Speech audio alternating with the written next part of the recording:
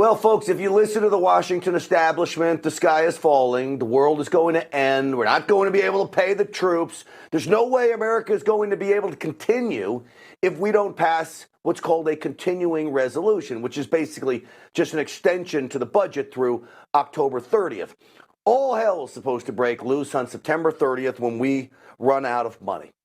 Give me a break to all of it, okay? I don't want to hear the crying and scared talk. I just want action that should have happened a long time ago.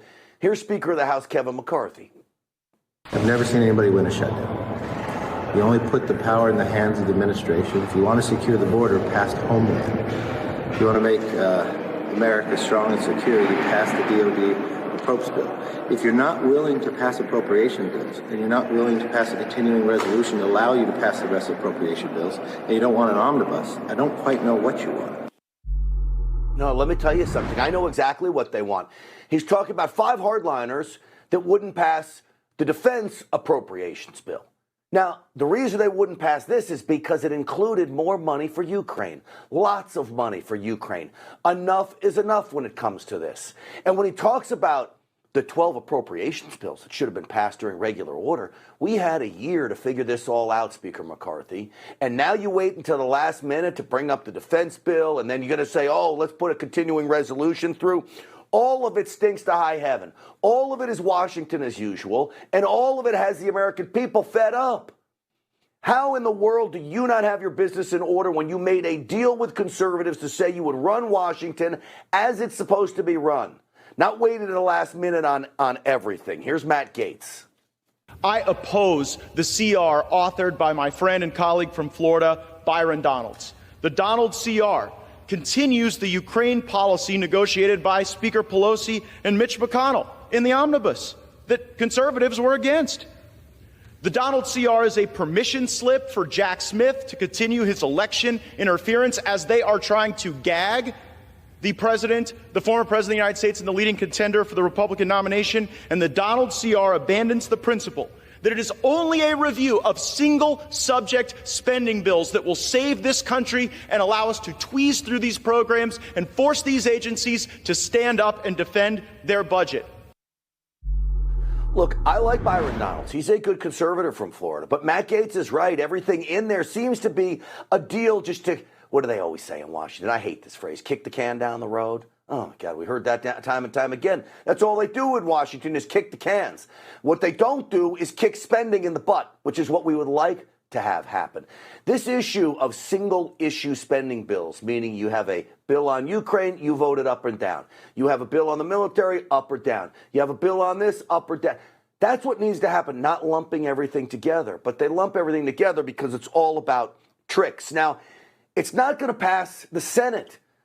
So Republicans ought to be thinking about that, too, because Rand Paul doesn't want any money going to Ukraine either. Here's Rand Paul. I will not consent to any expedited passage of any spending bill that provides any more American aid to Ukraine. It's as if no one has noticed that we have no extra money to send to Ukraine. Our deficit this year will exceed $1.5 trillion. Borrowing money from China to send it to Ukraine makes no sense. It's not as if we have some sort of rainy day fund sitting around, trillions of dollars in a pot of money, and we're just going to send that to Ukraine. We're going to borrow it. We don't have it, but guess what? Everybody knows we don't have it because our illustrious commander-in-chief told the world that we're out of ammunition. That's right. Can you imagine telling your enemies we're out of ammunition? But that's what Joe Biden did. Why?